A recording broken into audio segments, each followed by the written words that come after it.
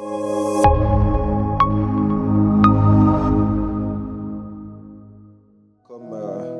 les médias de l'Église nous l'ont si bien teasé, j'aimerais vous poser une question. Est-ce que vous savez qui a fâché les médias de Nouveau Souffle? Qui les a mis en colère? Parce qu'en ce moment, ils font des choses... je ne pense pas être les responsables de cette... Est-ce qu'on peut apprécier les médias de Nouveau Souffle?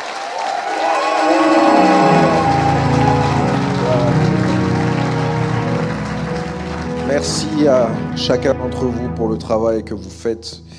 Et donc, nous avions annoncé depuis quelques jours ici que nous commencions une nouvelle série d'enseignements au jour d'aujourd'hui que je veux m'atteler d'introduire aujourd'hui. Je ne vais pas vraiment rentrer dans la profondeur doctrinale de ce terme. Je vais vraiment laisser les quelques semaines pour le faire. Et aujourd'hui, j'aimerais vraiment donner un message introductif pour nous introduire dans cette série d'enseignements qui va nous tenir sur quelques semaines. Et je crois que le Seigneur, par sa grâce, nous fera du bien. Alors, le thème que le Seigneur a donné à cet enseignement qu'il nous a inspiré, c'est « Marcher avec Dieu, comment ça marche ?» Est-ce que tu peux dire à ton voisin « Marcher avec Dieu ?» Comment ça marche? S'il te boude, cherche un autre voisin. Tu lui dis « Marcher avec Dieu ». Comment ça marche? Et en guise d'introduction, j'aimerais au jour d'aujourd'hui parler d'un message qui a saisi mon cœur quand j'étais en train de prier pour cette réunion. Et le thème, du moins le sous-thème du message introductif de cette nouvelle série d'enseignements, c'est Enoch en route vers la disparition. Nous allons prendre comme verset de base Genèse, le chapitre 5, à son verset 24. Genèse, chapitre 5, le verset 24.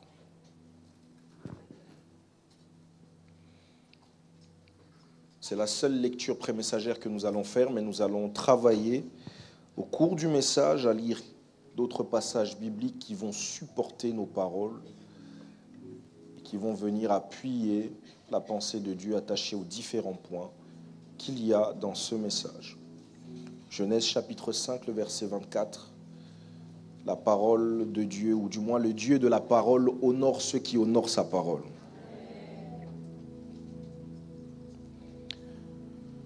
Je vais la lire, du moins cette portion des Écritures, je vais la lire dans différentes versions pour nous amener à avoir une bonne compréhension et à extraire la profondeur et l'entièreté du nectar de la pensée de Dieu attachée à ces portions. Donc je vais commencer au verset 21 pour une bonne compréhension. Je lis au nom de Jésus. La Bible dit ceci: à l'âge de 65 ans, Enoch eut pour fils Métouchéla. Enoch marcha avec Dieu. Tout le monde dit marcha avec Dieu.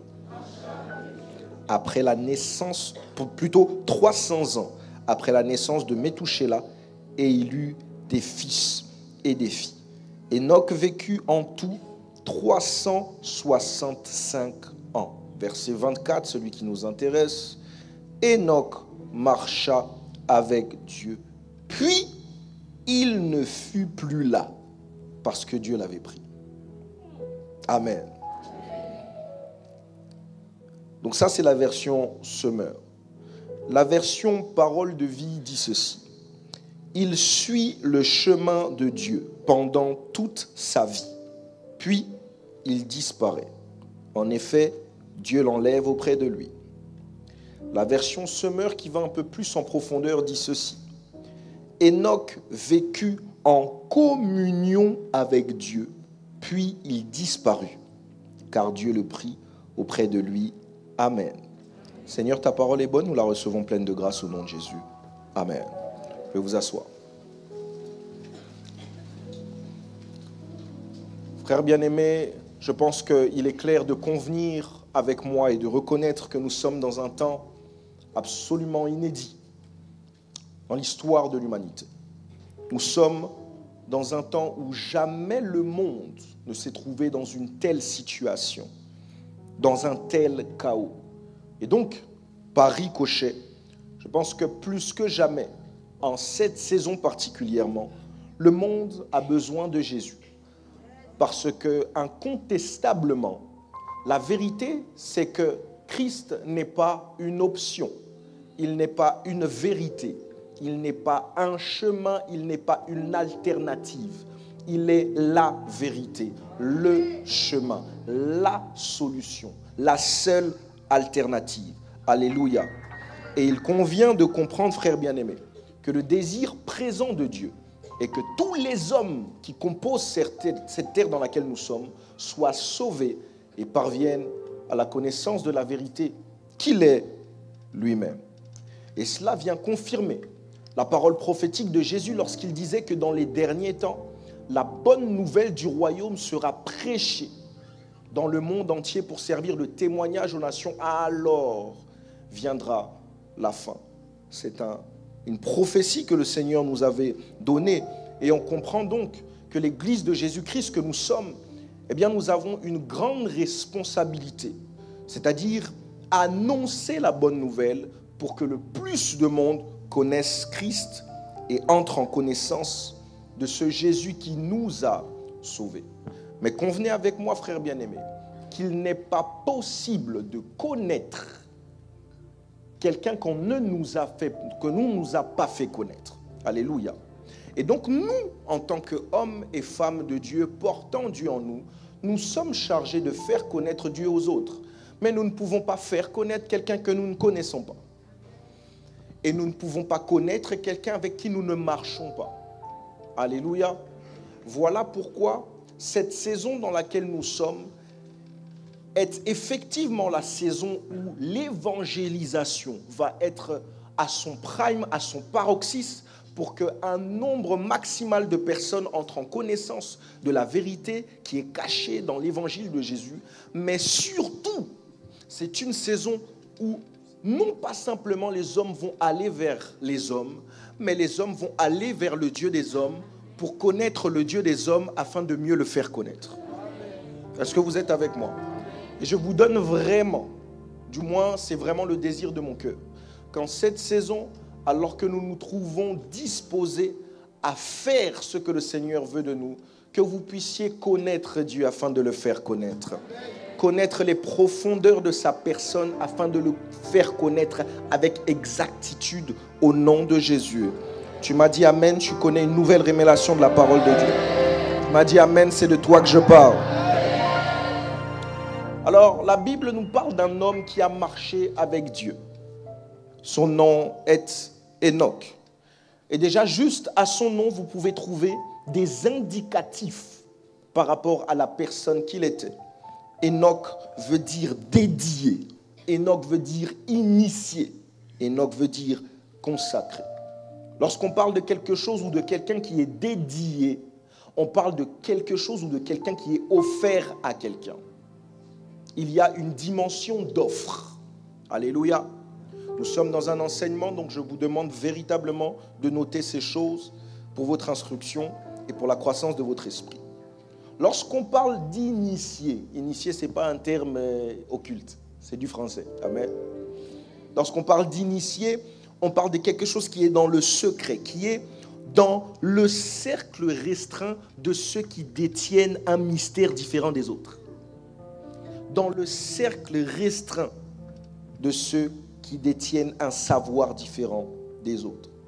Et lorsqu'on parle de consacré, tout le monde dit consacré, on parle au fait de quelque chose qui est destiné uniquement à quelque chose ou à quelqu'un. Les quelques mots que la Bible nous laisse savoir sur Enoch nous donnent de comprendre exactement ce à quoi doit ressembler la marche avec Dieu. Et en étudiant la vie d'Enoch et la vie des autres amis de Dieu qui se trouvent dans la parole de Dieu, pour introduire cette série d'enseignements, je veux révéler aujourd'hui 7 essentiels de la marche avec Dieu pour nous aider à comprendre exactement ce de quoi il s'agit lorsqu'on parle de marcher avec Dieu. Et le premier essentiel d'entre eux, c'est celui-ci. La première des choses que nous devons mettre en place pour pouvoir marcher avec Dieu, c'est aimer Dieu et être en alliance avec lui. Aimer Dieu et être en alliance avec lui. Je vais expliquer quelque chose ici. Nous allons ensemble dans Genèse chapitre 17 de 1 à 3. Je vous laisse noter la référence. Genèse chapitre 17 du verset 1 au verset 3. Je lis pour nous, la Bible dit ceci: lorsque Abraham fut âgé de 99 ans, l'Éternel apparut à Abraham et lui dit: je suis le Dieu Tout-Puissant. Je suis le Dieu Tout-Puissant. Ensuite il dit: marche devant ma face et sois intègre. Ensuite, j'établirai mon alliance entre moi et toi et je te multiplierai à l'infini. Abraham tomba sur sa face et Dieu lui parla en disant: on s'arrête là. Au début du passage que nous venons de lire, Dieu est sur le point d'établir alliance avec Abraham. Mais avant d'établir son alliance, Dieu va commencer par présenter sa personne. Il va dire: je suis le Dieu Tout-Puissant, El Shaddai. Et il va par la suite, après avoir présenté sa personne, il va maintenant étaler et dépeindre tout le tableau de ce qu'il va faire. Je refuse de croire que Dieu a procédé de cette manière de façon hasardeuse. Dieu voulait faire comprendre à Abraham que dans le cadre de notre alliance, cette alliance qui doit encadrer la marche que je dois avoir avec toi, arrangeons-nous d'être pour l'un pour l'autre avant de faire pour l'un pour l'autre. Vous êtes avec moi? Il va dire: je suis. Et ensuite, il va dire: je ferai. Dieu va d'abord faire comprendre à Abraham qu'avant de faire pour moi, sois devant moi. C'est cela, l'alliance qui nous lie avec Dieu. Et c'est comme ça que commence la marche avec Dieu. L'alliance, c'est d'abord un accord entre deux personnes qui ensuite donnent droit à des droits et imposent des devoirs. Mais les chrétiens, malheureusement, lorsqu'on leur parle de marcher avec Dieu et de l'alliance avec Dieu, ils voient tout de suite les bénéfices de l'alliance. Ils voient tout de suite ce qu'ils peuvent tirer de l'alliance. Ils voient tout de suite ce qu'ils peuvent avoir dans l'alliance. Lorsque tu leur dis de venir à Jésus, ils voient la guérison. Ils voient l'enfantement. Ils voient la réussite, le succès, l'argent et toutes ces choses. L'alliance ne commence pas d'abord là. L'alliance, c'est d'abord la rencontre entre deux personnes. Il doit d'abord s'agir de l'être avant de l'avoir. Nouveau souffle, est-ce que vous m'entendez? Est-ce que vous êtes avec moi? Je suis avant je ferai. Et aujourd'hui, malheureusement, nous sommes tous des fois trouvés dans une atmosphère ou alors un système que vulgairement nous pouvons appeler michetonnerie spirituelle. Dans le pays d'origine duquel je viens, on dit Mouchina. Ça veut dire michto. Là où on vient à un homme juste pour ce que cet homme peut nous donner. L'aspect relationnel passe après, c'est d'abord la poche. Vous allez voir même que c'est un concept qui est très encadré et très poussé dans la réflexion. Il y a un certain moment de la relation où on peut commencer à faire des bisous. Il y a un certain moment dans la relation où on peut commencer à se voir dans un certain contexte. S'il a sorti déjà un peu d'argent, pour qu'il en sorte plus, j'en donne un peu plus. Et puis c'est à ce moment-là que j'accède à... Il y a des personnes qui voient très bien de quoi je parle. Et ça, c'est pas normal. Amen. Et malheureusement, nous sommes comme cela avec Dieu. Nous sommes avec Dieu pour ce que Dieu peut nous donner. Et si Dieu ne te donne pas ce que tu veux qu'il te donne, est-ce que tu viendras? Et si Dieu ne décide pas de te guérir, est-ce que tu le suivras toujours? Et si Dieu décide de ne pas changer cette situation pour laquelle tu pries, est-ce qu'il sera toujours ton Dieu? Amen moi-même. Si vous ne voulez pas dire Amen. L'être ou l'avoir. Alléluia. Et en fait, je vous l'ai déjà expliqué ici plusieurs fois. Vous faites un mauvais calcul. Pourquoi? Parce que lorsque vous avez le cœur de Dieu, vous avez la main de Dieu. C'est un package. C'est un tout. Alléluia. Alléluia. Vous ne pouvez pas concentrer vos efforts à rechercher les ressources. Elles sont tarissables. Concentrez plutôt vos efforts à rechercher la source de toute ressource. Et en ayant la source avec vous, vous avez aussi les ressources.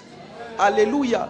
Ainsi, si vous concentrez vos efforts à chercher, non pas ce que vous cherchez, mais à chercher celui qui ne cherche rien car il est lui-même tout. Tout se mettra à votre recherche. Je suis en train de dire que cette saison est la saison où vous vous mettez à la recherche de Dieu, vous le connaissez en profondeur, vous êtes amoureux de ses attributs, et parce que c'est dans le package, parce que vous avez son cœur, vous aurez aussi sa main. Je vais le déclarer et le décréter, que tous les bénéfices liés à l'alliance et à l'attachement avec Dieu soient donnés à la première personne qui reçoit cette parole. Donne-moi un amen puissant. Donne-moi un amen large. Un amen prolongé. Un amen sec. L'être avant l'avoir. Le cœur avant la main. L'identité de Dieu avant ses capacités. Gardez vos yeux fixés sur l'essentiel. Même si Dieu ne change pas ma situation, il est toujours mon Dieu parce que je ne l'ai pas aimé pour ça. Je l'ai aimé pour qui il est pour moi. Et toutes ces situations qui dérangent mon esprit, dans tous les cas, elles resteront sur la terre. Mais notre relation, elle va traverser le temps. Et nous allons vivre pour l'éternité, loin de la maladie, loin des problèmes, loin de la pauvreté. Pourquoi m'attacher à toutes ces choses qui vont rester sur la terre?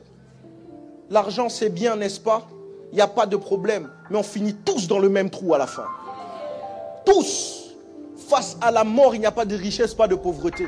On finit tous dans le même trou bouffé par les asticots. Si vous vous attachez à ces choses, vous passez à côté de l'essentiel de la pensée de Dieu en ce qui vous concerne. Alléluia. Lève la main droite et dis: j'aime son cœur avant sa main. La deuxième chose que j'aimerais vous donner ici, le deuxième essentiel de la marche avec Dieu. Le premier, c'est aimer Dieu et être en alliance avec lui. Et le deuxième, c'est aimer les hommes.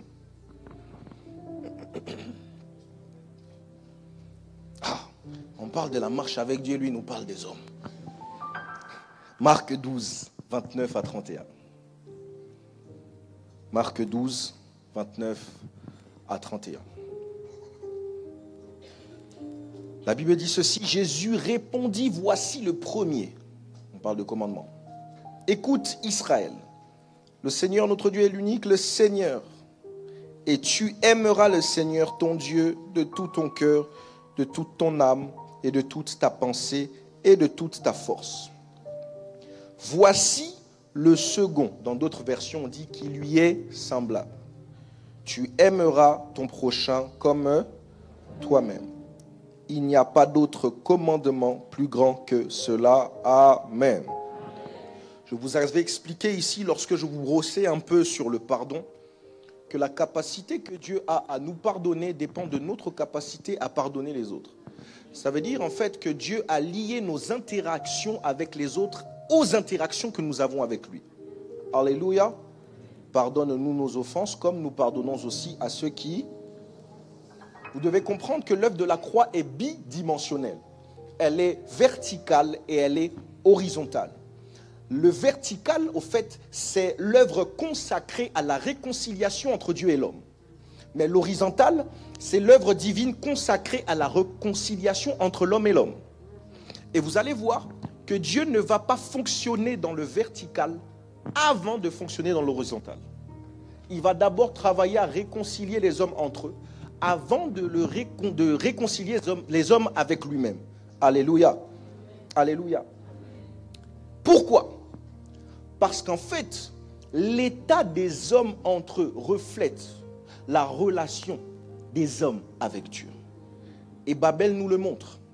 Les hommes ont arrêté d'être en accord avec Dieu à partir du moment où dans l'exécution de la parole que le Seigneur leur avait adressée, c'est-à-dire bâtir une ville après la destruction de la terre, comme vous le savez, eux, ils ont essayé de faire un peu plus en construisant une tour qui touche au ciel. Qui vous a demandé ça?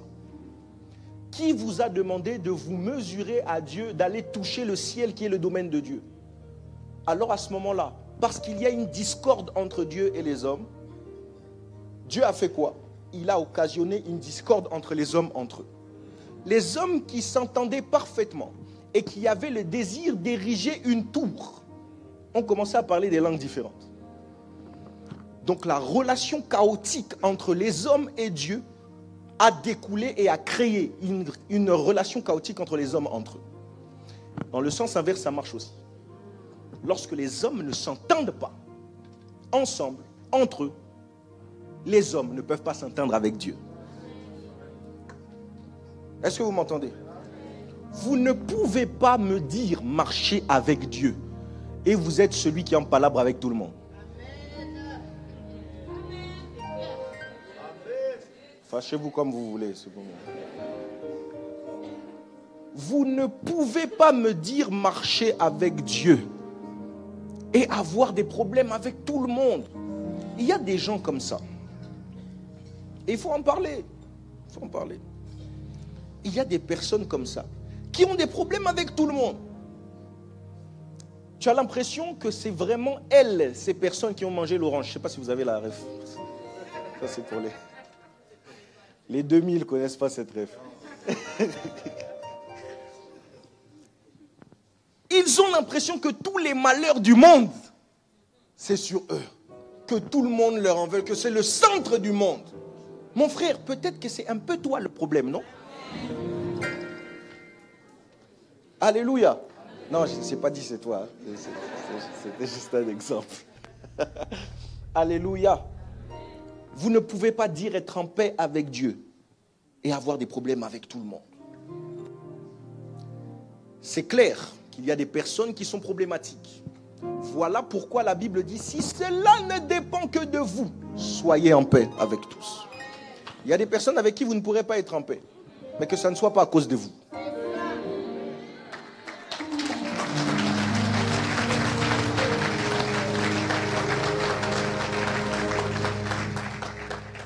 Merci. Parce que j'ai plein de choses à dire, nous passons au prochain essentiel. Le prochain essentiel, c'est sortir de sa zone de confort. Si tu veux marcher avec Dieu, tu dois obligatoirement sortir. Et pas ponctuellement. Tu dois être prêt continuellement à sortir de ta zone de confort avec Dieu. Genèse 12, verset 1. Un passage que nous connaissons très bien. Genèse 12, à son verset 1, la Bible dit ceci. L'Éternel dit à Abraham, va-t'en de ton pays, de ta patrie et de la maison de ton père, dans le pays que je te montrerai. Amen. Replaçons les choses dans leur contexte. Parce qu'il y a des personnes qui pensent que lorsque nous lisons les Écritures, nous sommes en train de lire des fables, ou des contes, ou des mythes. Ce sont des choses qui ont réellement eu lieu. Maintenant, j'aimerais juste que tu te places à la place d'Abraham. Tu te dis, c'est moi Abraham. Dieu te dit, va-t'en. De là où tu habites, tu as ton travail, tu as ton quotidien, ta voiture, toutes ces choses-là qui font ce que tu es aujourd'hui. Et réponds à une instruction qui ne cadre pas du tout avec tous les efforts que tu as fait jusqu'ici. Juste pour m'honorer et pour honorer la relation que tu as avec moi. Va-t'en, quitte et va dans un pays que je te montrerai. Il n'a même pas donné de précision. Va dans un pays que je te montrerai. Qui aujourd'hui va se lever et dire, ok, j'y vais? Je ne vous demande pas de répondre, s'il vous plaît, parce que juste que vous avez juste 2 heures pour venir à l'église. Juste 2 heures, aller, retour. On cherche des excuses. 2-3 gouttes de pluie qui tombent à l'extérieur. C'est suffisant pour suivre les lives. un petit sacrifice dans la prière. Juste 1 heure quotidienne de prière. J'ai pas le temps. Et vous pensez pouvoir obéir aux instructions rudes de Dieu. Il y a des fois, Dieu va vous demander des choses incroyables. Ces choses dans lesquelles je me retrouve ici. Vous pensez que j'avais pensé à ça, moi? Vous pensez que j'avais... Vous voyez ma femme qui répond vraiment... Vous pensez qu'un jour j'avais rêvé d'être pasteur d'une église, moi? Jamais de la vie. J'étais bien dans ma musique, bien dans mon sport, bien dans ces choses. Mais pour marcher avec Dieu et pour répondre à ses recommandations, j'ai dû sortir de ma zone de confort. Et c'est comme ça que Dieu m'a déployé, qu'il m'a augmenté. Alléluia. Et vous savez quoi? Même dans le cadre de votre relation avec Dieu, même lorsque vous marchez avec Dieu, au jour d'aujourd'hui, vous arrivez à prier 1 heure. Est-ce que c'est l'attente de Dieu pour demain? Le problème avec ça, c'est que souvent, l'ennemi du mieux, c'est le bon. Vous êtes tellement en confort avec le bon que vous avez aujourd'hui que vous ne pouvez pas vous ouvrir au mieux que Dieu a pour vous demain. Est-ce que vous m'entendez? Parce qu'en fait, la peur du risque vous donne de chérir ce que vous avez aujourd'hui et de vous priver de ce que le Seigneur peut vous donner demain. Pourtant, il y a bien plus demain que ce que vous connaissez. Dieu n'a pas montré tout son visage. Il y a des choses qu'il a gardées en stock pour demain. Alléluia. Il y a, et même l'apôtre Paul disait, nous prophétisons en partie, nous connaissons en partie. Dieu ne peut pas se dévoiler en totalité tout le temps et en un instant. Sinon, il n'est plus Dieu. On nous dit que Dieu est un Dieu qui se cache. Pourquoi? Parce qu'il veut toujours conserver un mystère qui fait que, après l'avoir trouvé, tu sais que tu n'as pas trouvé tout de lui, alors tu le cherches encore pour le trouver différemment demain. Mais pour le chercher demain différemment d'aujourd'hui, tu dois sortir de ta zone de confort. Tu dois bousculer tes habitudes. Bouscule ton voisin comme ça. Dis-lui, tu dois bousculer. Parce qu'en fait, c'est lorsque tu bouscules tes habitudes. C'est lorsque tu bouscules tes habitudes que tu es dans une attitude qui te donnera d'être en aptitude, d'entrer en contact avec toute la plénitude de ce que le Seigneur a prévu pour toi. J'aurais dû faire du rap. Donne-moi un bon amen. Alléluia. Souvent, notre exaucement est lié à un déplacement. Je vous en avais parlé ici lorsque nous venions d'arriver dans cette salle. Et j'avais annoncé une nouvelle, et beaucoup l'ont vu dans leur vie. Depuis qu'on est arrivé ici, fiançailles en cascade, mariage en cascade, enfants en cascade, travail en cascade, promotion en cascade. Pourquoi? Parce que le déplacement a occasionné une nouvelle saison. Et je veux déclarer et décréter aujourd'hui que si ça n'est pas encore arrivé sur la surface de ta vie, que le qui se lève pour recevoir cette parole? Que Dieu te donne de pouvoir recevoir ce que tu attends. Par tout déplacement est obligatoirement obligé d'inaugurer une nouvelle saison. Tu me donnes un bon amen. C'est le son de la nouvelle saison qui arrive devant toi. Oh non de... Assieds-toi, j'enseigne, assieds-toi. Le prochain essentiel, c'est être actif. Être actif. Je vais aller vite, que Dieu vous bénisse. Je vais aller vite. Ésaïe 10, 27. Ésaïe chapitre 10 à son verset 27. La Bible dit, en ce jour, son fardeau sera ôté de dessus ton épaule et son joug de dessus ton cou. Et la graisse, ou alors l'onction, fera éclater le joug. Amen. Vous allez comprendre pourquoi j'ai pris ce passage. Il est clair que lorsque je parle du fait d'être actif, je parle du service. Bien-aimé, nous parlons de la marche avec Dieu. Et laissez-moi vous rappeler que le verbe marcher n'est pas un verbe d'état. C'est un verbe d'action. Ça veut dire quoi? Ça veut dire que la marche avec Dieu impose le mouvement, impose l'activité. Tu ne peux pas me dire être intime avec Dieu et ne rien faire pour Dieu. Parce que tout ce qui est en intimité avec Dieu, du moins tout ce que je vous ai dit tout à l'heure, que le fait d'être est lié avec le fait d'avoir et on fait avec ce qu'on a en ce qui concerne Dieu.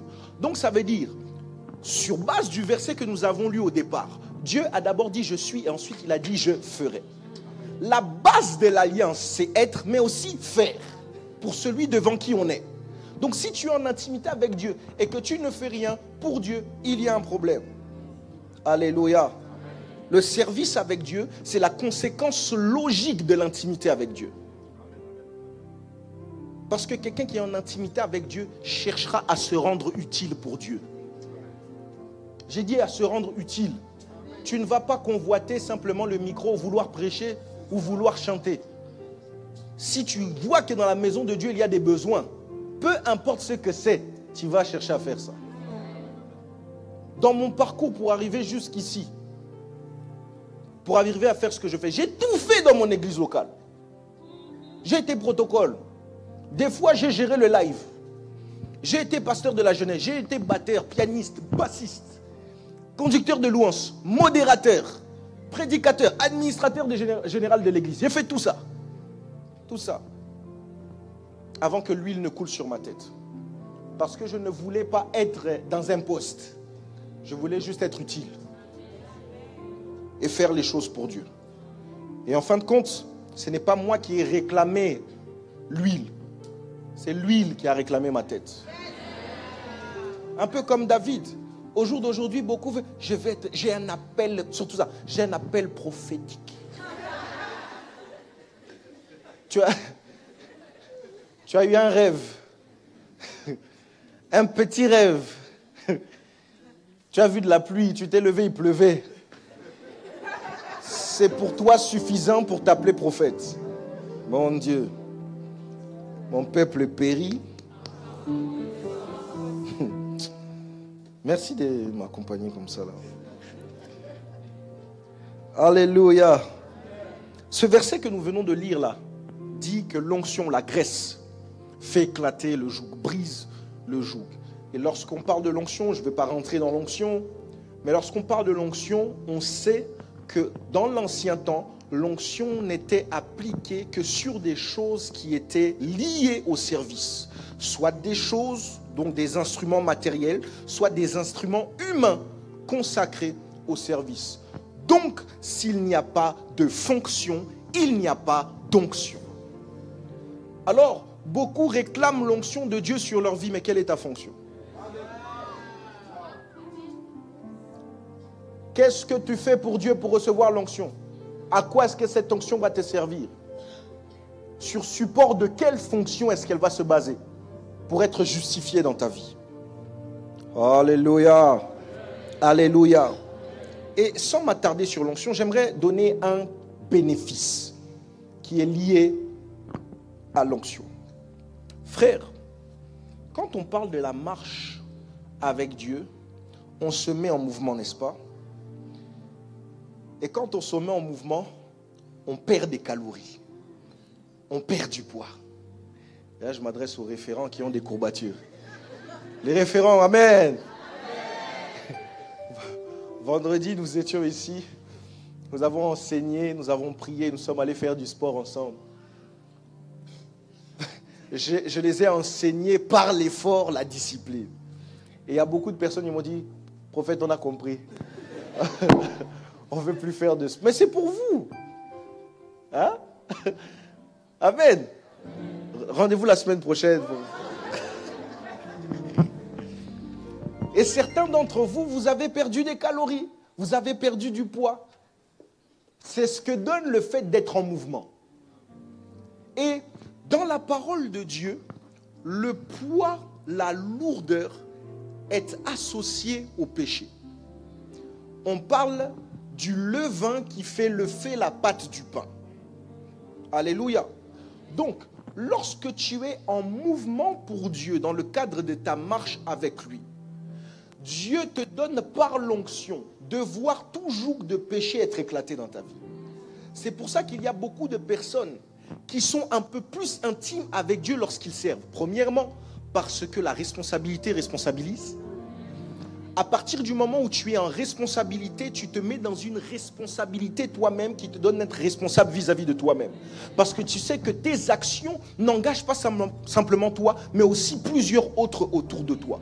Premièrement, mais deuxièmement, à cause de l'onction qui tombe sur ta tête, parce que cette onction-là a le pouvoir de briser le joug du péché, ce péché-là qui te rend lourd devant Dieu. Alléluia.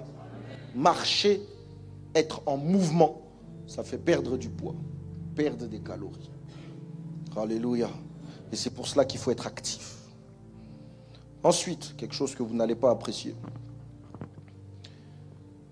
Si vous voulez marcher avec Dieu, il faut vous séparer des agents incompatibles avec votre destinée.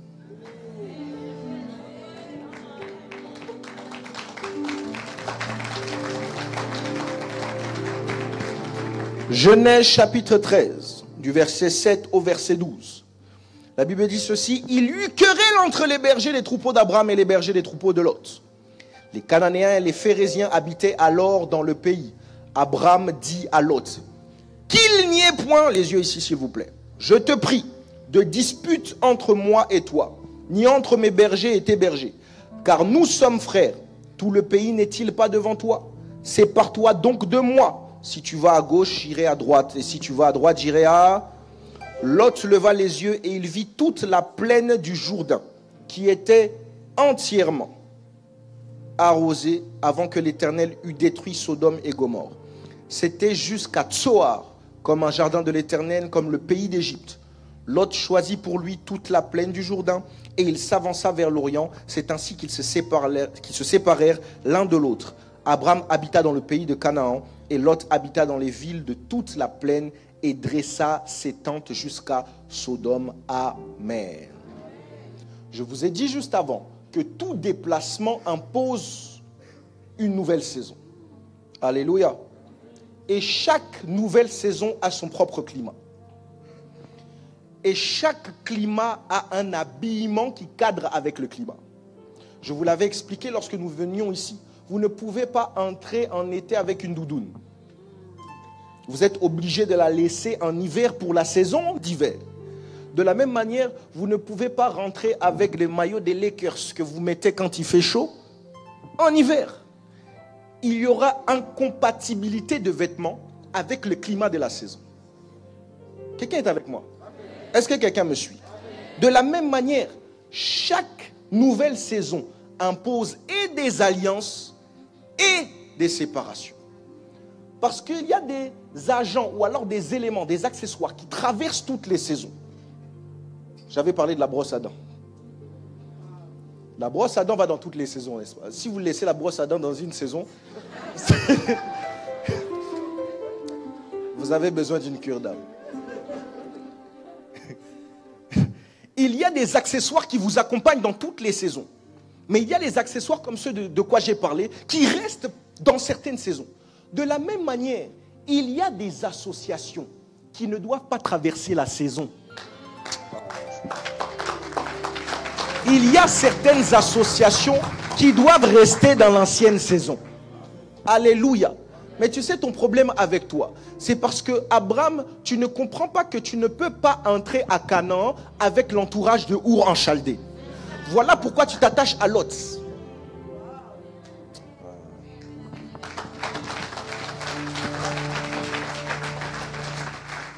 Je ne dis pas que les personnes qui sont autour de toi sont des mauvaises personnes.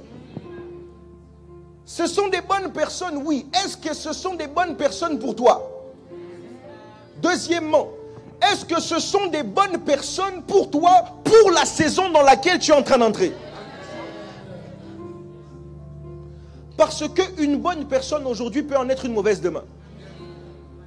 Et des fois, il faut être sensible à la volonté de Dieu, parce qu'à défaut de vous séparer dans l'amiable, Dieu va vous séparer en discorde. Abraham ne comprenait pas qu'il devait se séparer de Lot. Qu'est-ce que Dieu a occasionné? Il a occasionné la dispute entre les serviteurs. Ça pouvait tuer leur richesse commune. À partir de ce moment, Abraham a compris. Il a dit, avant que moi-même je commence à me disputer avec l'autre, vaut mieux que je lui propose d'aller là-bas et moi je vais là-bas. Toi, tu veux marcher avec Dieu, mais tu es toujours avec cet ami qui veut t'emmener en night. Fâchez-vous comme vous voulez, c'est pas mon problème. J'allais pas le dire. Tu veux marcher à la suite de Dieu, craindre le Seigneur, mais tu as toujours cet ami-là qui t'emmène pour te noircir les poumons avec les chichas goût pêche, goût Kinder Bueno.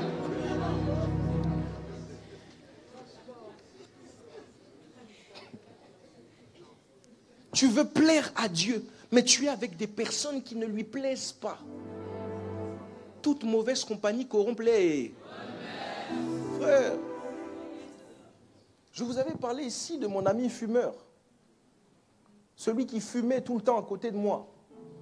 Je lui ai dit une fois, arrête, quand tu fumes, devant moi, ça me fait mal à la tête, j'ai des nausées et tout. Arrête.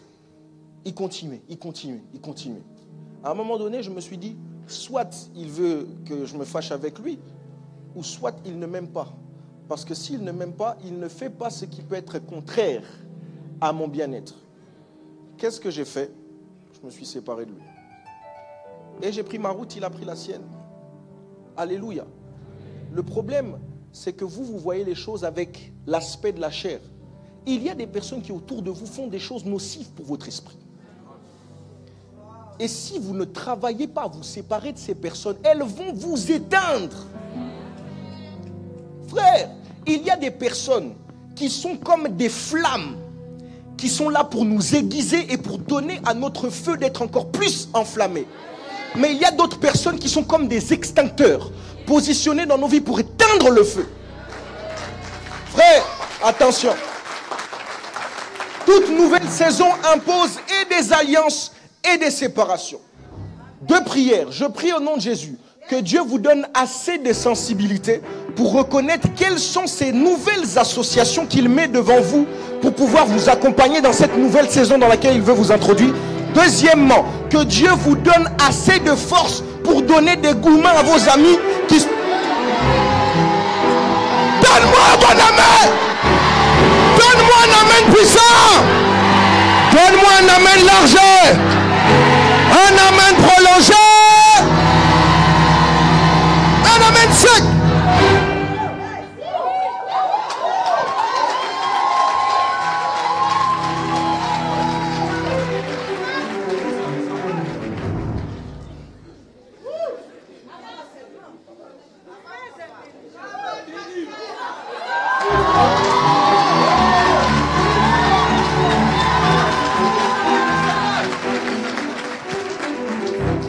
Normalement, il reste deux essentiels.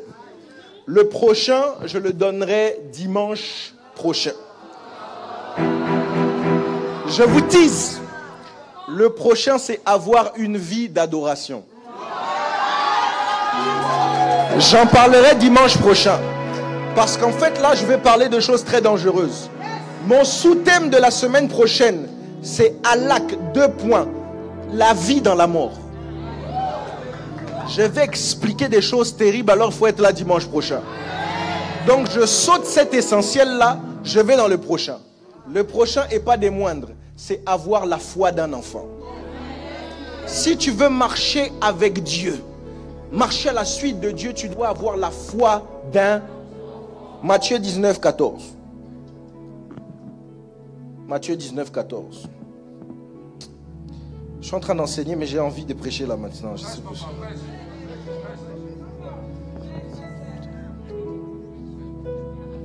Chez moi au Congo, quand il y a quelqu'un qui s'énervait, on lui fait comme ça.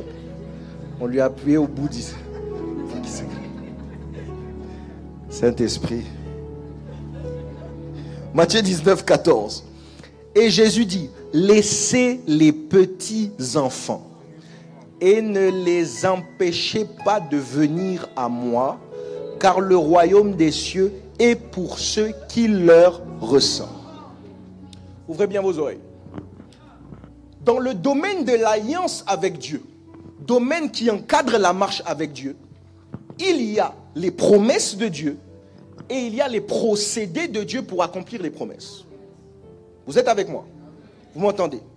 Et souvent, vous qui avez eu une certaine expérience dans la marche avec Dieu, vous allez confirmer avec moi que souvent lorsque Dieu vous promet une chose, il vous donne les grandes lignes.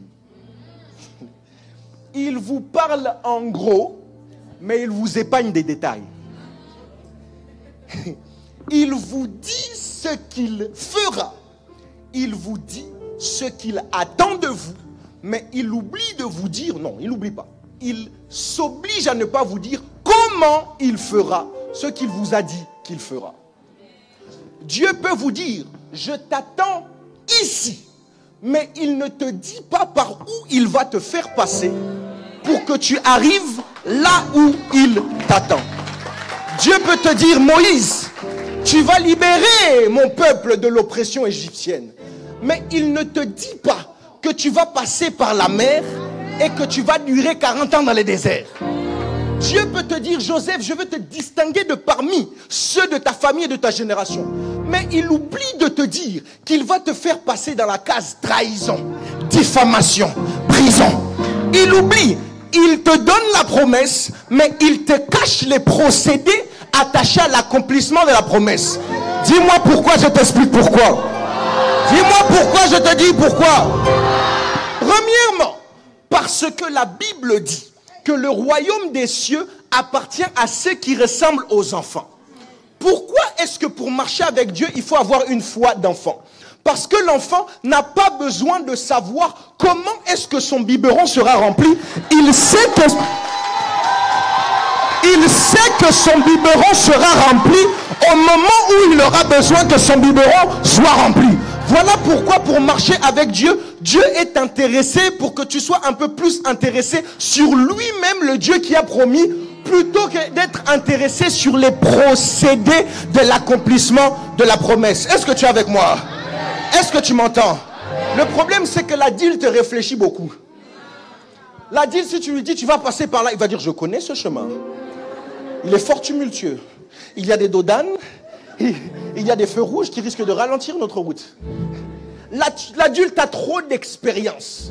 Et des fois, l'expérience emmène l'appréhension. Et l'appréhension emmène l'échec. Dieu ne veut pas que tu échoues. Voilà pourquoi il te promet, mais il te cache comment est-ce qu'il va accomplir la promesse qu'il t'a donnée. Voilà pourquoi il veut que tu aies la foi d'un enfant. Dis avec moi la foi d'un enfant. Deuxièmement, je peux te parler? Je peux te parler? Deuxièmement, tout ce qui est précieux se mérite. Et souvent, on mérite une chose parce qu'on a traversé des épreuves pour l'avoir. Et Dieu sait que souvent, devant l'épreuve, l'homme est comme un enfant. Et c'est ça le problème. Mais prophète, tu nous as dit tout à l'heure qu'il faut avoir une foi d'enfant pour marcher avec le Seigneur. Et au jour d'aujourd'hui, ressembler à un enfant, ça commence à poser problème. Il y a deux choses. Il y a ceux qui sont trouvés avec une foi d'enfant. Et il y a ceux qui, à défaut d'avoir une foi d'enfant, empruntent une voix d'enfant.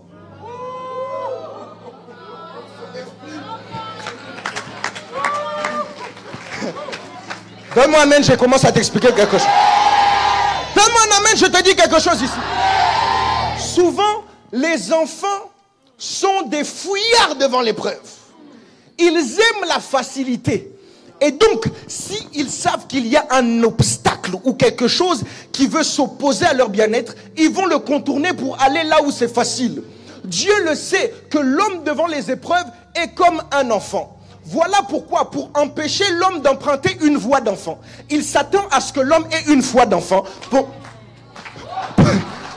ne pas être fixé sur les procédés de Dieu, ne pas les esquiver, mais être fixé sur le Dieu qui a fait la promesse. Aïe, aïe, aïe, aïe, aïe. Je ne sais pas à qui je suis en train de parler. Frère bien-aimé, lorsque tu es un enfant dans la foi, tu es un géant face à l'adversité. Il n'y a qu'un enfant comme David qui peut croire que 5 pierres. un enfant comme David, tu peux croire que 5 pierres peuvent terrasser un géant. Il n'y a que des enfants comme Shadrach, Meshach et Abednego qui peuvent croire qu'il est possible d'entrer dans le feu et de sortir sans séquelles. Je ne sais pas si je suis en train de parler d'un enfant. Frère bien-aimé, je déclare, décrète et prophétise sur ta vie que Dieu te donne d'avoir la dimension de la foi d'un enfant. Lorsque tu as la foi d'un enfant, un enfant croit que tout est possible. Peu importe le temps, peu importe la saison. Parce que papa l'a dit, alors ça se fera. Un enfant peut croire qu'en rentrant de l'école, le soleil peut l'attendre sur son lit. Si papa l'a dit, il le croit. Aïe, aïe, aïe, aïe, aïe. Je suis en train de déclarer sur ta vie qu'en cette saison, alors que la foi d'un enfant est trouvée dans ton esprit, Dieu honore cette foi et il te donne de voir les mêmes exploits que tous ceux et celles qui ont eu la foi d'un enfant ont vécu. Donne-moi un bon amen. Donne-moi un amen puissant. Donne-moi un amen large. Quelle erreur d'être un adulte. Oh, quelle erreur. Les adultes disent, tu nous fais rentrer dans le désert. Mais comment est-ce qu'on va manger? Ce n'est pas le problème de l'enfant. Lorsque tu es enfant, tu ne penses pas à comment la nourriture va arriver. Et tu t'exposes à être le premier bénéficiaire de Uber Eats. Uber Eats n'a pas commencé aujourd'hui. Uber Eats a commencé dans les déserts avec la manne. Avec les... Je suis en train de déclarer je ne sais pas, j'ai envie de prêcher. Je déclare, décrète et prophétise que tu t'exposes à des miracles inédits, à des choses qui n'ont encore jamais eu lieu, parce que tu as la foi d'un enfant. Ah mon Dieu, les portes automatiques n'ont pas été inventées par les Blancs. Ils n'ont pas été inventés par les Chinois. Je pense à Pierre qui, en sortant de la prison, alors que l'église était en train de prier, il pouvait croire que même enchaîné, le Dieu qui était en lui pouvait le délivrer de la prison. Il marche, les portes de la prison s'ouvrent. Elles s'ouvrent, elles s'ouvrent. Je déclare, décrète et prophétise qu'en cette saison, Dieu honore ta foi. Où sont les enfants? Mon Dieu, mon Dieu, mon Dieu. Il y a quelqu'un qui est en train de se dire, mais, je ne comprends pas. Depuis que j'ai décidé de marcher avec Dieu, c'est là que les problèmes ont commencé. C'est là que les choses compliquées se sont enchaînées dans ma vie. Frère, une personne qui marche avec Dieu et à qui Dieu a déposé des promesses, c'est comme une femme enceinte. À l'annonce de la grossesse, le jour où la femme mariée qui attend un enfant entend qu'elle est enceinte, elle est contente, elle est joyeuse, elle annonce à toute la famille, elle fait des lettres, des messages, elle dit bientôt dans 9 mois, un enfant arrive, mais très rapidement, des symptômes désagréables arrivent et commencent à effacer la joie de l'annonce de la bonne nouvelle. Les nausées arrivent, le problème avec les odeurs arrive, tu ne supportes plus le parfum préféré de ton mari. La fatigue arrive, fatigue physique, fatigue morale, les pieds commencent à gonfler et plus la grossesse avance, plus les douleurs s'intensifient jusqu'à atteindre leur paroxysme le jour de l'accouchement. De même, toi qui as reçu des grandes promesses de la part de Dieu, ces promesses, lorsque tu les as reçues, elles t'ont mis en joie, mais quelques temps après, tu as commencé à voir des symptômes désagréables. Tu as commencé à voir la prophétie s'accomplir, mais dans son contraire. Toi, Abraham, on t'a promis d'être le père d'une multitude, mais tu entres dans cette promesse par une stérilité au carré. Tu ne comprends pas ce qui se passe. Plus tu avances et plus c'est compliqué. Laisse-moi te dire, en te rassurant, que la vie d'un homme qui marche avec Dieu dans la surface de sa vie, aucune difficulté n'a aucune raison d'exister. Je suis en train de dire à quelqu'un que ta promesse est liée à ta... Je suis en train de dire à quelqu'un que ta détresse est liée à ta promesse. C'est parce qu'on t'a promis que tu es dans cette détresse. Et la bonne nouvelle, ça en fait, ce que tu ressens, ça s'appelle les douleurs de l'enfantement. Mais la bonne nouvelle, c'est qu'après avoir souffert pendant 9 mois, aïe, aïe, aïe, aïe, aïe, je vais dire quelque chose ici. Après avoir souffert pendant 9 mois, 9 mois plus tard, quand bien même arrivé à l'épreuve rude de l'accouchement, une fois que l'enfant vient au monde, la joie de la vue de l'enfant suffit à effacer toutes les douleurs liées à l'enfantement et à la grossesse. La seule présence d'Isaac suffit pour faire oublier à Abraham le souvenir de toutes ces années de stérilité. Je vais déclarer sur la vie d'une personne: marcher avec Dieu paye toujours. Marcher avec Dieu paye toujours. On ne marche pas avec Dieu pour finir en confusion à la fin. Lorsqu'on marche avec Dieu, Dieu se débrouille toujours pour nous honorer. Et même lorsque dans l'alliance on arrive à faiblir, comme les Israélites qui n'ont pas su considérer leur alliance, même l'arche qui a été insultée et qui a été positionnée devant Dagon, en fin de compte, Dieu a montré qu'on ne peut pas être en alliance avec Dieu et échouer. Je suis en train de dire à quelqu'un que l'alliance dans laquelle nous sommes n'est pas une alliance simple. Ça s'appelle l'alliance qui gagne. Et dans cette alliance, il n'y a pas de perdant. J'ai dit il n'y a pas de perdant. La saison dans laquelle nous entrons, c'est une saison de victoire pour toi. Une saison de percée, une saison de réussite. Tu prends Dieu au sérieux, Dieu prend au sérieux ses engagements avec toi et il te donne de voir sa gloire. Donne-moi un bon amen, c'est de toi que je parle. Donne-moi un bon amen, ça saute tout le monde, ça arrive jusqu'à toi. Aïe, aïe, aïe, aïe,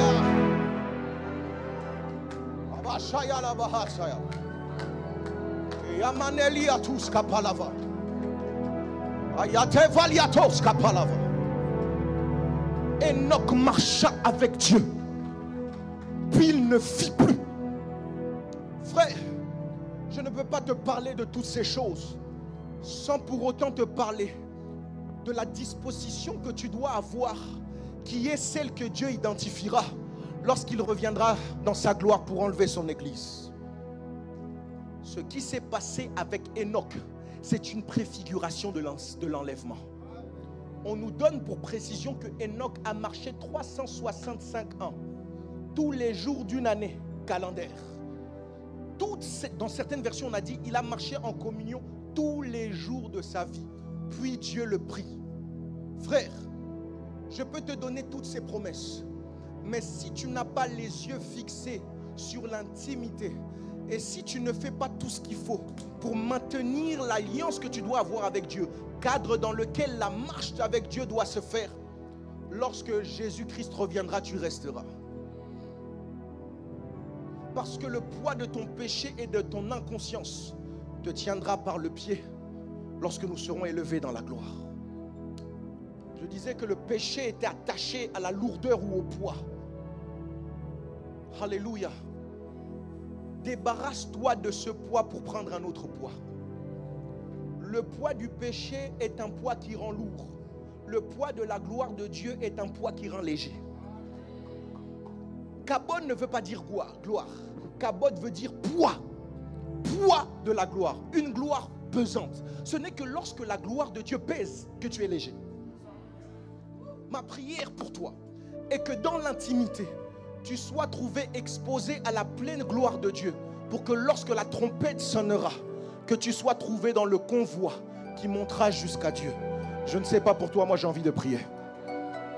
Élève ta voix, commence à parler à Dieu.